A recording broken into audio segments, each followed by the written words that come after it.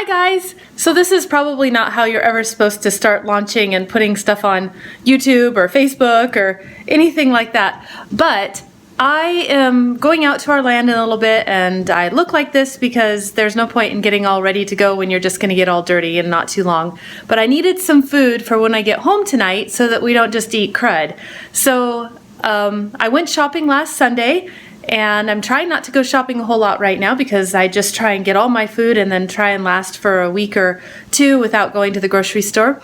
And I am making what I am starting to call my dump soup.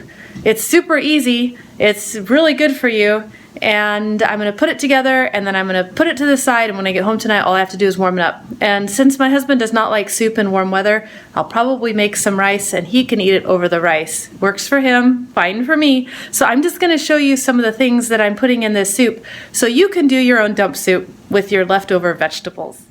Okay, so this is what I have going on. I've already sauteed, or I've started sauteing onions and some celery. Please don't judge my kitchen, but I have some celery that needs to be used up. It's limp, but it's still fine. It's not rotten or anything. I've got some potatoes.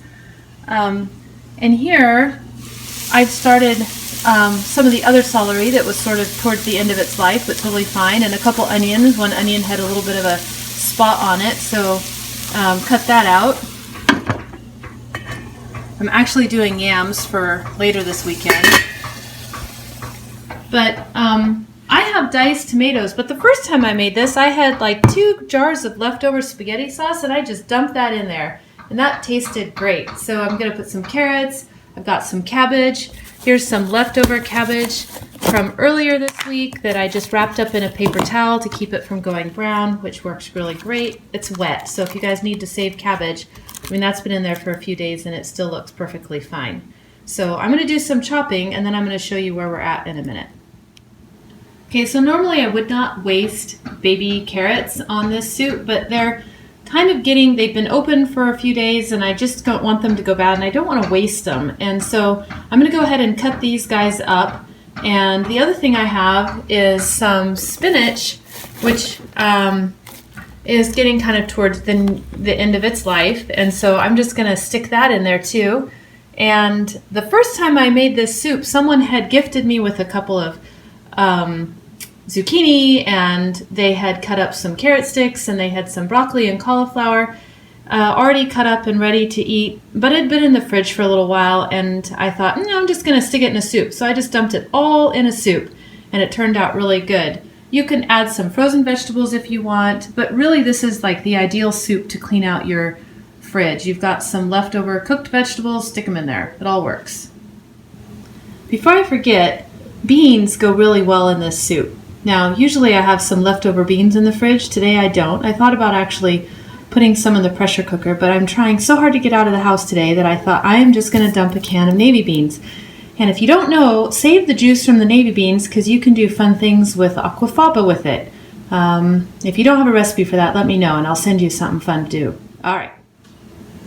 So it turns out doing beans and holding your phone at the same time is somewhat challenging. But anyway, so here I have my navy beans and I've put almost the whole can into something to drain the aquafaba through. And that's the aquafaba. That's the bean juice. You can whip it and it's like egg whites. So you can make macaroons with it. You can use it as an egg replacer. It's pretty cool. And you can use it for mousse. Sherry did a cooking class with that, made a chocolate mousse. But anyway, you can use navy bean juice. You don't have to just use garbanzo juice, which is what's usually referred to as aquafaba. Okay, so here I have my pot. I've put the onions in, the celery in, I added some cabbage, I put in a can of diced tomatoes, I put in some garlic, some Italian seasoning, some basil, some parsley, and a can of white beans.